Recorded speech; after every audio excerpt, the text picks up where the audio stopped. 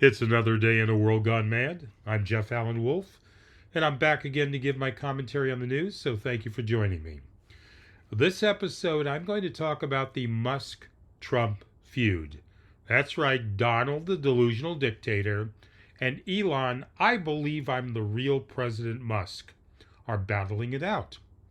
Now, I'll get to that issue a little later on, but I first want to give you some quick highlights of what's happened in the last 24 to 48 hours. And I'm calling this, as a new segment, Friday Frenzy. So here we go. Well, the U.S. Supreme Court delivered a pivotal 6-3 decision permitting the Department of Government Efficiency, DOGE, to access our sensitive Social Security Administration data. This ruling temporarily lifts a lower court's injunction that had restricted DOGE's access due to privacy concerns. Now, the court's conservative majority sided with the Trump administration, what a surprise, emphasizing the government's need to proceed with its efficiency initiatives.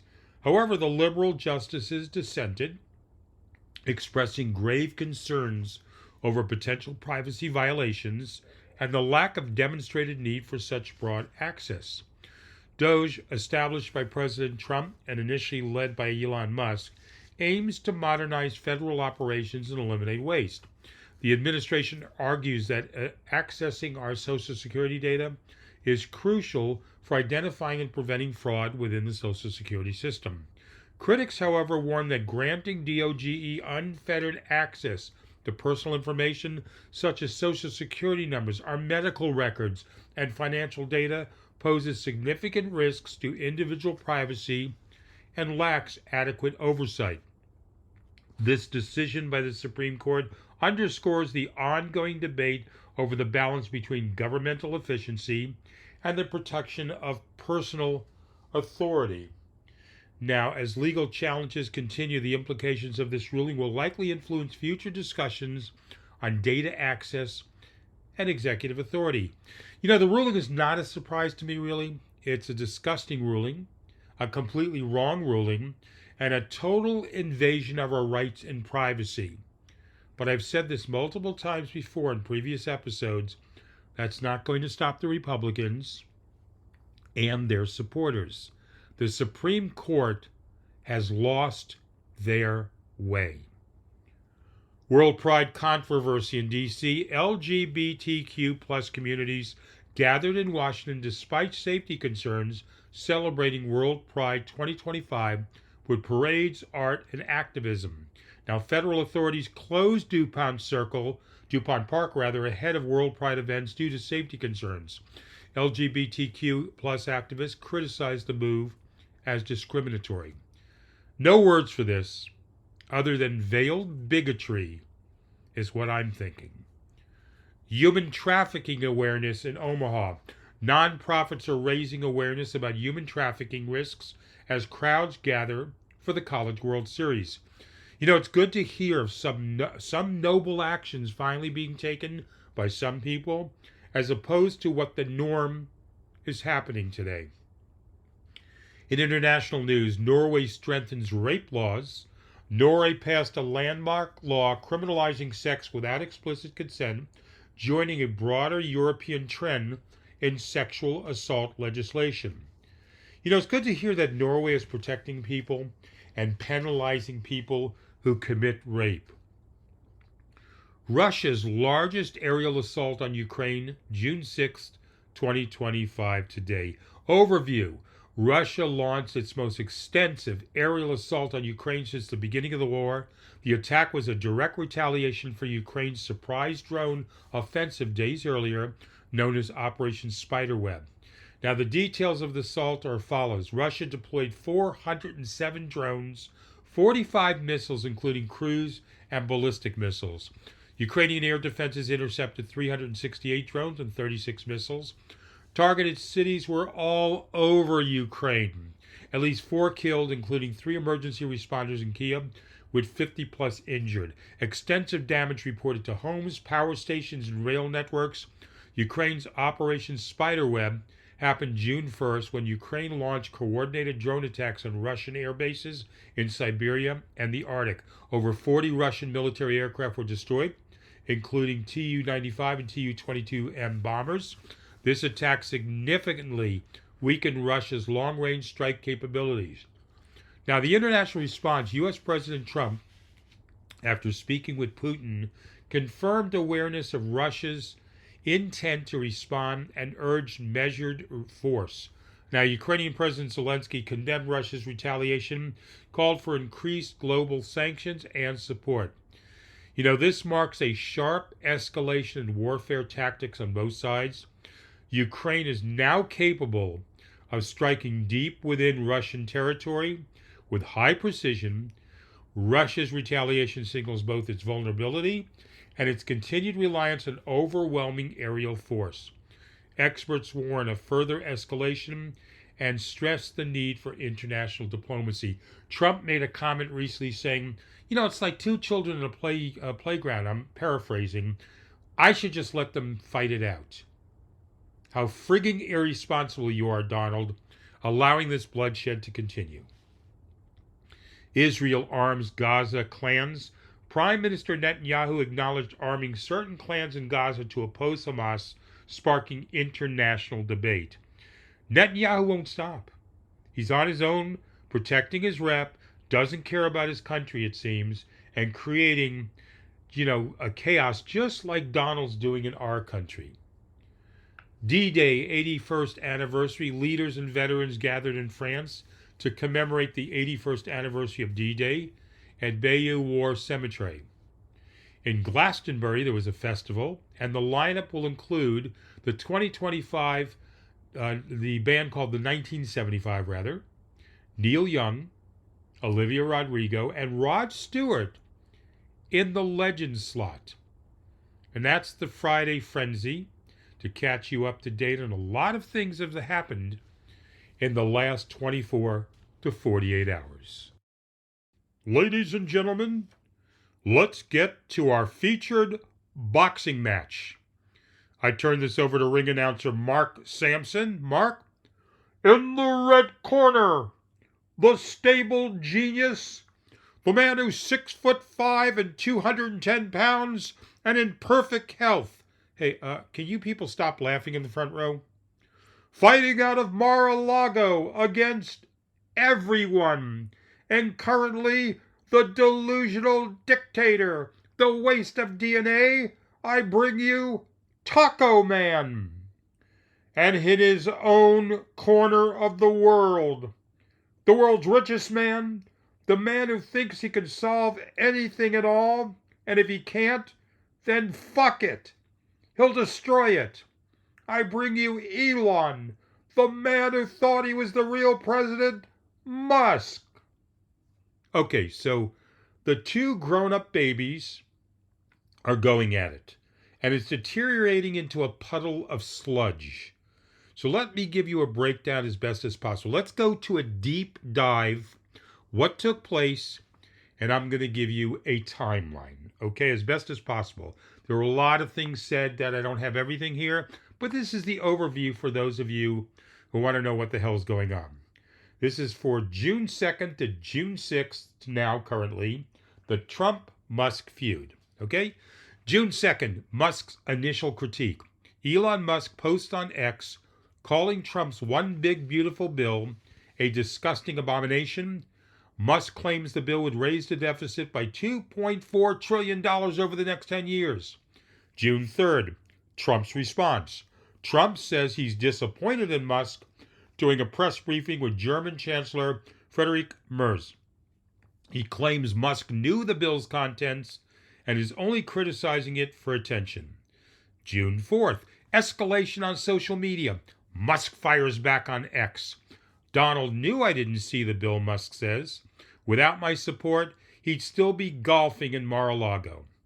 Trump threatens to revoke government contracts for Tesla and SpaceX, stating government shouldn't support traitors. Musk sarcastically announces he'll decommission SpaceX's Dragon capsules. Musk later backtracks. Musk then posts, Maybe it's time for Congress to look at impeachment. Musk adds a controversial post following that and says, birds of a feather, Trump and Epstein, just saying. June 5th, political reactions. White House labels Musk's Epstein remark unfortunate and reckless. Steve Bannon pipes in, demands an investigation into Musk's immigration status, suggests that Musk could be deported. House Speaker Mike Johnson then says, I hope this can be resolved, but nobody challenges Trump without consequences. June 6th, continued fallout. Musk posts a meme mocking Trump as a crying baby with the caption, Stable Genius Meltdown? Trump reposts on Truth Social, Elon is a loser without loyalty. I made him, I can break him. Tesla stock drops 14%, wiping out $152 billion in market value for Musk. No sign of reconciliation. Political analysts say this is now a full-on GOP civil war. June 7th, early morning, Jeff, me, goes into the nearest bar, orders several double scotches on the rocks, and I'm there for 7 hours staring at the wall, wondering why the fuck are all of us in America watching this bullshit between these two babies. All right, here's the key takeaways. Yes, there were some other comments from Musk like, make my day, acting like Clint Eastwood towards Trump. The Trump-Musk feud has shifted from policy disagreement to personal attacks. Economic ripple effects are already being felt in the markets. Deep fractures now exist between conservative populists and libertarian tech leaders. The expert analysis is as follows. These are all the experts' opinions.